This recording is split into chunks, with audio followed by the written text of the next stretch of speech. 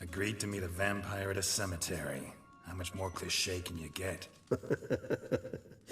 Nothing comes readily to mind. Could have left the door unlatched. What of my privacy? I value it rather deeply. Unmolested, especially by unwanted guests, that's my preferred state. Besides, I knew you'd find a way to get in. True enough. Need to find your friend. I'm hoping you'll agree to help. I shall do whatever's in my power. Yet what you want or even need must matter little.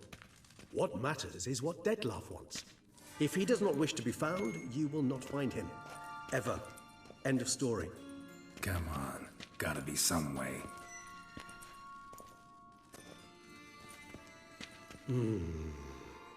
Vampires can evade detection by the senses, and no divination magic works on us. Even the most precise megoscope would be useless. And this? Could this help? Wherever did you get that? Off one of the beast's victims, found by a bend in the river. Body was chopped in pieces. 3 of those pieces were hands. Hand with the ring seemed the odd one out. Abruxa had taken an interest in it.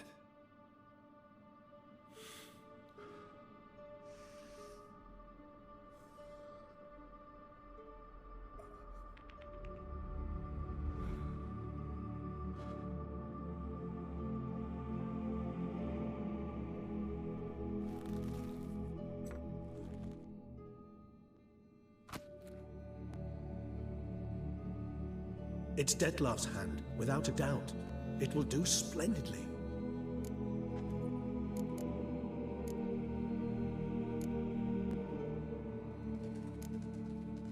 Ring's pretty intriguing. Made of no metal I've ever seen. And the ornamentation. It comes from our home, where we lived before the conjunction of spheres. It's actually mine. I received it from a dear old friend. You might call him a humanist. He saw us vampires as guests here, guests who owe their hosts, meaning you humans and the elder races, respect. Respect? Meaning not to treat us like cattle to be slaughtered for food? Precisely. And the reason why I in turn gave it to Dettlaff. To remind him of the ideals my old friend championed. The hand. What do you plan to do with it? You've heard of Kovinaris' theory of tissue memory retention. Rings a distant bell. Read about it in Alchemia Oblitera. There's a copy at Kaer Morhen, tattered, nearly disintegrated. But if memory serves, Kovinaris never managed to prove it worked. He did prove it, just never managed to publish his findings. He and I corresponded, you see, after we became friends. Thus, I know he completed his research and performed the first tests. It's complicated, so without delving into details, it is possible to use any piece of tissue to reconstruct what a whole body experienced. How's it work? We need any special equipment? We must brew a decoction which Kovinaris gave a rather poetic name, resonance. Once imbibed, it sends one into a trance similar to that induced by narcotics. This triggers visions of events linked to strong emotions experienced by the tissue's owner. Picture it as dreaming a fragment of someone's life. Any chance we might see what Dettlaff was doing just before he lost his hand? Indeed. Though I also hope resonance will reveal the location of Dettlaff's hideout. Can't you just summon Dettlaff? You're both hired vampires, there's gotta be a way. If I'm to be entirely candid, there is indeed one. But believe me, we will be better off never availing ourselves of it. It is a last resort. Absolutely. Last resort? The hell? Why? There is a being who can summon Dettlaff.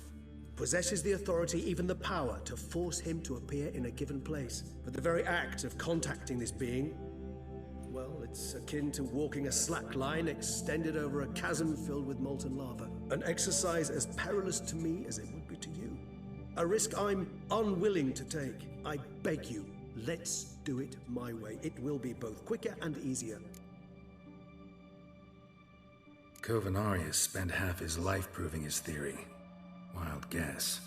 Making a dose of resonance won't be easy. You guessed correctly. In addition to Dettlaff's tissue, we shall need a powerful occipital lobe stimulant. Effectively a poison, to make one susceptible to visions.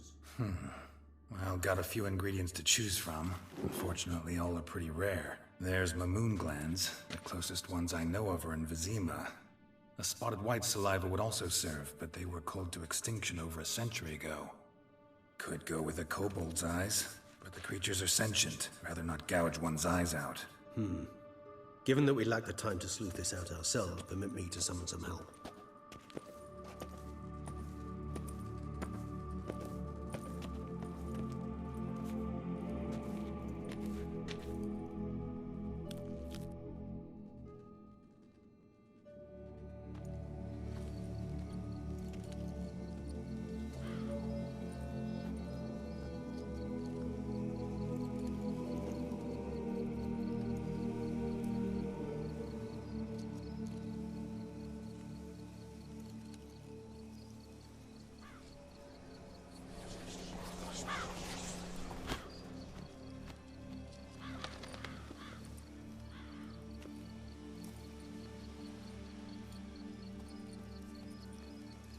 What was that? A raven? Rather a common sight at this latitude. Very intelligent fowl. I asked him to look for the creatures you mentioned. Him and his brethren. Perhaps they'll find one in the area, and I would hazard that a flock of ravens will spy any said creature faster than a solitary witcher would. With all due respect to your skills, my friend. It will take them some time, nonetheless. So, perhaps you'd care for a snifter of mandrake.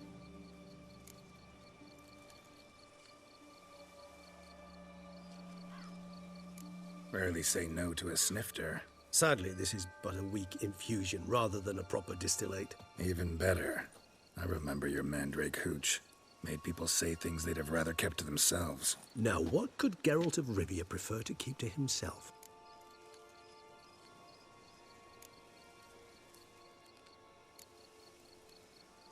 Everyone's got some secret. I agree wholeheartedly. I also believe it wise at times to share one's secrets, unburden oneself to those one can trust. This your sophisticated way of asking me if I trust you? I prefer almost always to ask indirectly. It seems a test of intelligence, one you just passed. Maybe you should go first. Reveal one of your secrets.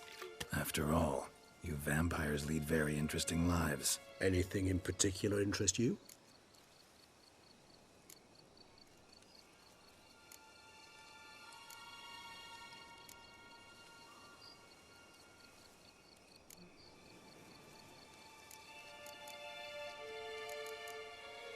Always fascinated me the way vampires can regenerate. A hand growing back is one thing, but Detloff recreating you out of a wet smear? Something else entirely. A difficult and laborious process, but one that's possible, as my presence proves. But I've heard you too had quite the adventure. They say you lost your memory. For a bit, but Triss helped me get it back.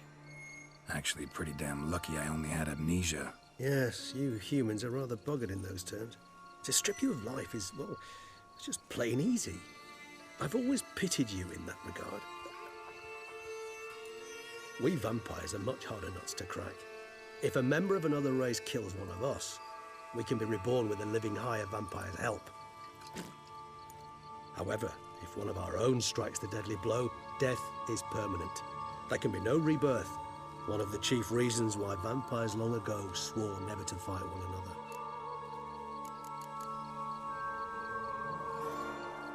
Got a new life, a new body. That give you a new start? Blank slate? Starting all anew is a very broad concept. What exactly do you mean? Your blood addiction, say. Wondering if your body's the same, if it still remembers. Maybe if you drank now, you wouldn't get hooked. All addictions are a form of slavery. Re-addiction's not a risk I'm willing to take, just to test a hypothesis about corporeal regeneration and whether propensities carry over. Fair enough. Curiosity, that's all. Sorry. Not to worry, Gerald. Curiosity's a natural reaction under the circumstances, apart from which I've always valued that trait in you.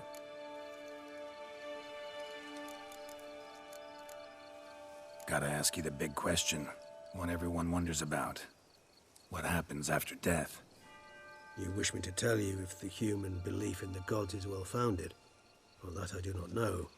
We vampires differ exceedingly from you humans. Our matter, that of which we are composed, can exist without form. We require neither a heart, nor a brain, nor air to breathe. But were you dead? As humans understand death, yes. Feel anything? Understand anything? It's rather hard to explain. I felt something very unsettling. Something I cannot even name, for I did no reasoning. Only after rebirth did I begin to understand that what I had felt was cold and unimaginable fear. If not for Detlef, I might have drowned in an eternity of icy terror. Can't have been alive then. Sheesh, experience like that must be vicious. Indeed, it's hard to compare to anything I know. Yet you are aware we don't see death as you do. The way you cling to life, we find it entirely peculiar. You are mortals, ergo it's a foregone conclusion. You will die. It's but a question of time. Thus, I often find myself wondering why you try so very hard. To die at 20 years, 40, even 100, what's the difference? They're all but the blink of an eye. Depends on your point of view. Man who's got 1,000,000 crowns to spend can't possibly understand one who's only got 20. Very true. One's outlook can indeed change much. Curious what you did after you were reborn. As I'm sure you can surmise, at first I was thoroughly absorbed with recovering. As it is, I've still not recovered completely. Yet I was so weak the first year that I could not stand nor move on my own. Detlef bore my weakness bravely, showed great patience. If not for him, I wouldn't be here, and I'd have regenerated far slower. Once I could at last stand unassisted, I set off for Bruges, from my one-time home of Dillingen. There I led the peaceful life of a rural healer and surgeon, enjoying my neighbours' respect and, in fact, constituting the exact opposite of the monstrous vampire the populace imagines. Bruges, you say? Rebirth make you sentimental? Perhaps a dash. But what of you? Where have you been? Ever find your Cyrilla? Back then, yeah. But we parted again soon after. And when the time was ripe, she came back. Defeated the Wild Hunt together. Ooh. Seemed I certainly missed quite a bit while I was absent. True enough. But it's a conversation we'll have another time. Need to know more about you now.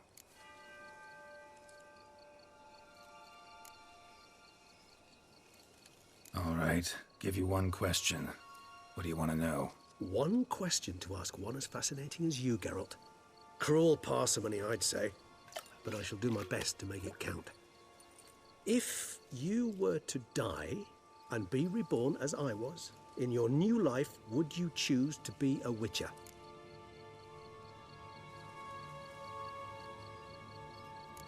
See, Regis. Doubt I'd know how to be anything else. Ever tried? See, you're determined to get an answer, to find out if I like being a witcher. Just refuse to ask directly, as always.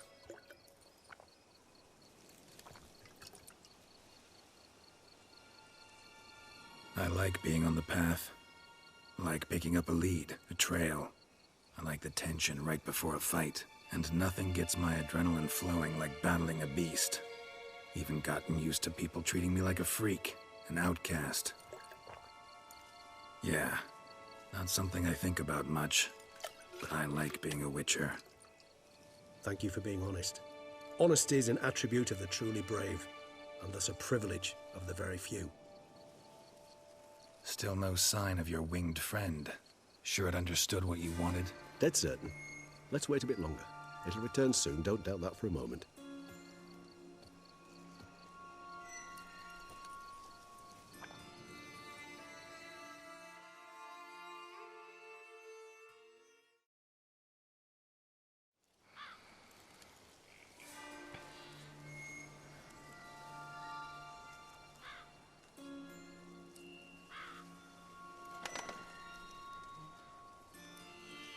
Ever vigilant, even in his sleep.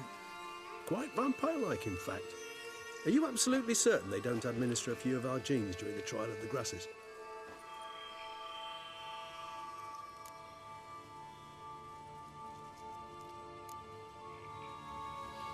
Appreciate the compliment. Got something for me? You were right. No kobolds or mamoons for miles around. Knew it. Allow me to finish. You see, there's this spotted white. It haunts an abandoned residence in the Caraberta woods. Impossible. My brethren hunted down every last spotted white before I was born. Then it seems you must revise your knowledge of spotted whites. For somehow this one managed to survive your brethren's onslaught. It seems I know this home it haunts. Recall a tale about it. Locals believe the place cursed. Perhaps that's how the white survived entirely unmolested.